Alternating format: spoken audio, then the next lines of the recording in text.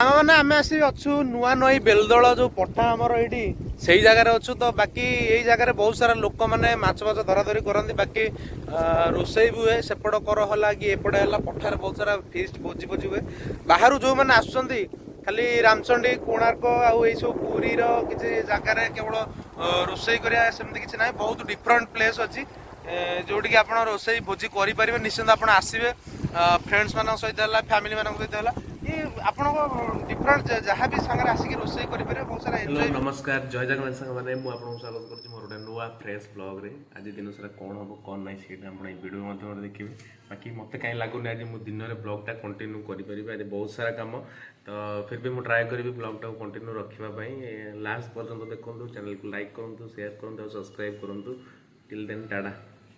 बर्तमान टाइम हो पाखापाखि 10:30 आम जाऊँ कड़े जाए सुंदरा सुंदरा सुंदरा गोटे कम अच्छी बाकी दांड उपरे बहुत सारा लोकर भिड़ आईटा पचर बस स्टाण एक्चुअली यहाँ गुंडीजा मंदिर पाखापाखि गुंडीजा मंदिर देखो मंदिर बाकी गुंडीजा मंदिर कौ दिन गोटे आसिक आप दर्शन देवी करेंगे मैंने आम आसी अच्छु नुआ नई बेलदल जो पठा आमर ये से जगार अच्छु तो बाकी यही जगह बहुत सारा लोक मैंने माछ फाछ धरा धरी करती बाकी रोसई भी हुए सेपट कर है कि एपटे है पठार बहुत सारा फिस्ट भोजी भोजी हुए बाहर जो मैंने आसुँच खाली रामचंडी कोणार्क आउ सब पुरी किसी जगार केवल रोसई करमती किसी ना बहुत डिफरेंट प्लेस अच्छी जोटि आप रोसई भोजी करेंगे निश्चिंत आप आसवे फ्रेंड्स मान सहित है फैमिली मान सहित है आप डिफरेंट जहाँ भी सागर आसिक रोसई करेंगे बहुत सारा एंजॉय भी करेंगे निश्चिंत आप आसतु बेलदल नुआ नई पाखे किसी भल भल प्लेस अच्छे जोटा विजिट कर रोसई करने खास कर बहुत सारा भल प्लेस अच्छी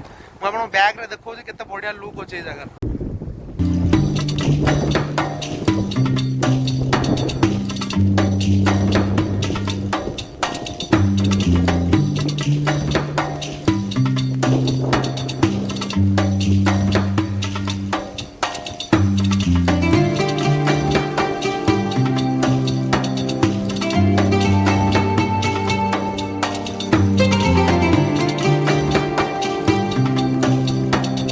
देखली यही सब जिन बहुत बढ़िया बढ़िया व्यू अच्छी तो निश्चिंत आप आसतु ये जगह भिजिट करूँ रोसई करूँ रोसई मजा नि बाकी जनवरी फेब्रुआरी सरला खरा दिन पलि आसो रोसईर एत मजा आसोनी जेहतु शीत दिन ही रोसईर मजा आसो तो निश्चिंत आसतु भिजिट करूँ ये शीत सरिया भितर तो टाइम होगा पाखापाखि गोटे खायापी आम पलि आसू एक्चुअली मुझे कौट खाया नुहे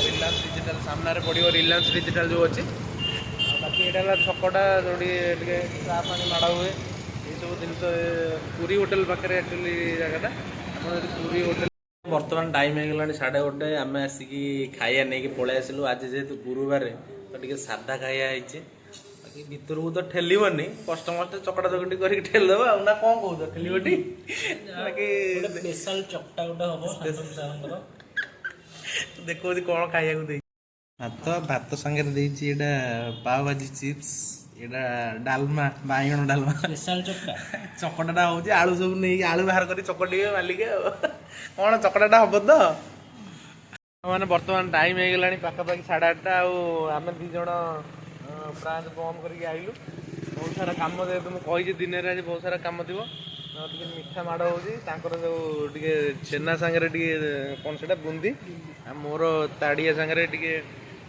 कौन से राबिड़ी ये माड़ करी आउटा मंगलागढ़ छक मिलूँ भाई गोटे भल दुकानटा बढ़िया मिठा ये सब बिक्री करते बैग देखो भाई दुकान में केते कौन भल भल सब जिन ये हूँ रसगोला एटा छेना ब्रेड एटा बुंदी एटा राबिड़ी एटा मालपुआ एटा पिठू एटा छेना इडली एटा से छेना ब्रेड बाकी एटा छेना प्रोसेस होची